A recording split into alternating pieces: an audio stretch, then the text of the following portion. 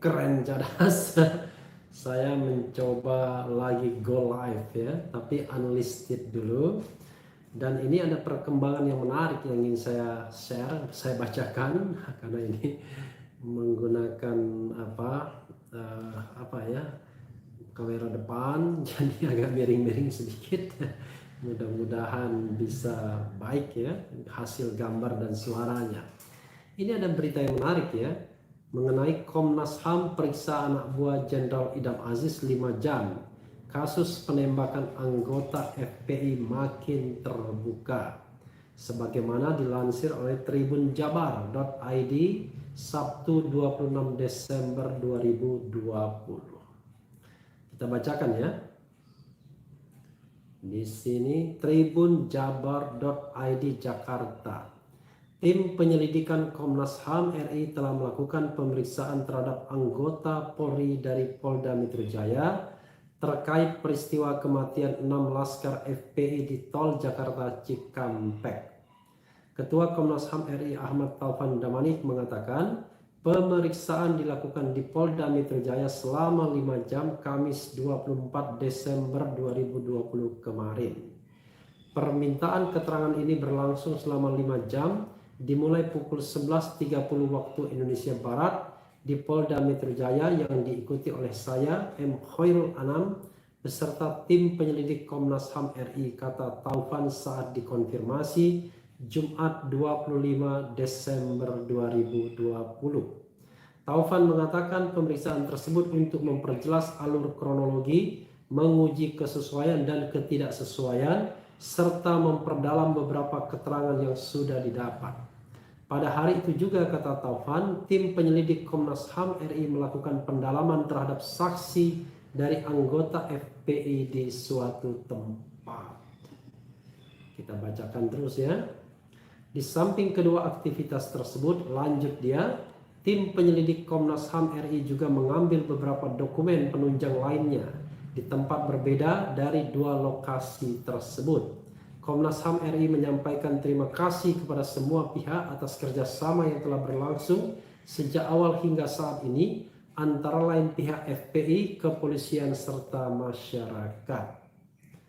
Tentunya kami berharap semoga peristiwa ini dapat terlihat secara terang benderang, kata Taufan. Periksa barang bukti senpi hingga voice note. Sebelumnya Komnas HAM telah memeriksa sejumlah barang bukti senjata api hingga voice note yang diduga milik 6 laskar FPI yang tewas ditembak polisi di jalan tol Jakarta Cikampek. Pemeriksaan berlangsung selama lebih dari 6 jam di kantor Komnas HAM Jakarta Pusat Rabu 23 Desember 2020. Perwakilan Polri dipimpin Direktur Tindak Pidana Umum Bareskrim Polri Brigjen Polisi Andirian Jayadi. Apa yang kami lakukan di sana adalah mengecek semua barang bukti, HP, senpi, dan sajam. Kami lihat detail bahkan dengan berbagai cara tanpa menghilangkan bentuk dan sebagainya, kata Komisioner Komnas HAM Khairul Anam di kantor Komnas HAM Jakarta Rabu 23 Desember 2020.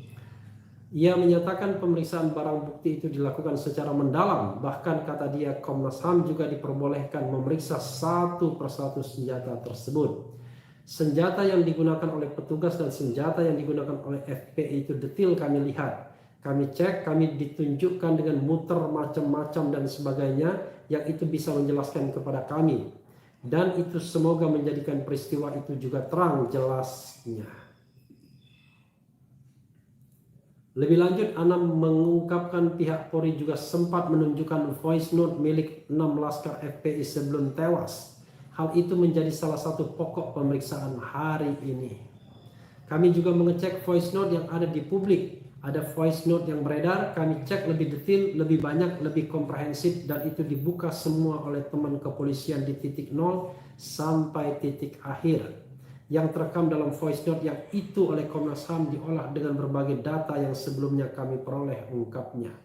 Lebih lanjut, ia mengharapkan pemeriksaan ini dapat mempercepat investigasi yang tengah dilakukan oleh Komnas HAM. Semoga dengan kerjasama yang cepat ini, peristiwa ini cepat dapat diungkap dan dilaporkan kepada Presiden dan diungkap kepada publik beberapa hal yang penting untuk menjernihkan dan menerangkan peristiwa yang terjadi, pungkasnya. Ya, Sobat RH sekalian, itu tadi perkembangan mengenai kasus tertembaknya 6 laskar FPI. Sudah ada pemeriksaan yang intensif oleh Komnas HAM. Mudah-mudahan memang kasusnya tambah terang, tambah jelas, dan tentu saja tambah bisa mengungkapkan siapa pihak yang harus bertanggung jawab atas tewasnya 6 laskar FPI ini. Apakah itu benar-benar murni sebuah tindakan bela diri, ya, walaupun memang sudah muncul logika-logika yang terasa dipaksakan ketika tindakan bela diri dilakukan, karena bela diri kok 6 yang meninggal dengan luka tembak di jantung, kemudian lebih dari 1 luka tembak, ada luka tembak di kepala, ya, dan lain sebagainya. Atau apakah ini memang sesungguhnya sebuah pelanggaran HAM berat, ya, crime against humanity, ya, pelanggaran terhadap kejahatan kemanusiaan, dan karenanya pantas untuk ditindaklanjuti dengan proses penyelidikan, penyidikan, dan penuntutan di Pengadilan Hak Asasi Manusia. Tapi kalau kita lihat apa yang disampaikan Khairul Anam, sepertinya investigasi ini belum mengarah kepada apa-apa, baru mengarah kepada membuat clear masalah untuk dilaporkan kepada Presiden dan diungkapkan kepada masyarakat hal-hal yang penting terjadi agar membuat semua ini menjadi clear dan tidak muncul sakwa sangka tentunya, ya. Masyarakat bisa dipuaskan, bisa menerima semua yang ditemukan, tentu saja sepanjang tidak ada intimidasi, intervensi, atau mengaburkan fakta-fakta yang sudah ada. Saya kira kita semua dapat menerimanya dengan baik. Tadi sepanjang memang ini merupakan sebuah investigasi yang genuine. Jangan sampai kemudian justru anti klimaks sehingga masyarakat tidak memperoleh keadilan, terutama keluarga korban. Sobat era sekalian, kerjasama yang baik antara Komnas HAM dan kepolisian ini mudah-mudahan dapat mengungkap siapa sesungguhnya dalang dibalik semua ini kalau seandainya ini diskenariokan. Kalau ini adalah insiden atau kejadian di lapangan yang tidak diskenariokan, kita ingin tahu juga siapa saja yang terlibat, berapa pasukan yang dideploy sesungguhnya, berapa aparat keamanan yang ditugaskan untuk menguntit, dan kenapa ada alasan untuk menguntit, padahal kita tahu kalau misalnya yang dimaksudkan adalah pengerahan massa Habib Rizik ke Polda Metro Jaya, kan justru aneh ketika kemudian dikuntit ketika yang bersangkutan keluar kota. Banyak misteri dalam peristiwa ini sobat era sekalian, tetapi kita harus bersabar, kita harus menunggu bahwa keadilan sedang ditegakkan, kebenaran sedang diinvestigasi secara benar, dan data-data sesungguhnya sudah terkumpul dengan baik yang barangkali sudah mengarah pada sebuah kesimpulan dari yang kita tunggu selama ini, bahwa peristiwa ini akan menjadi menjadi jelas dan terang.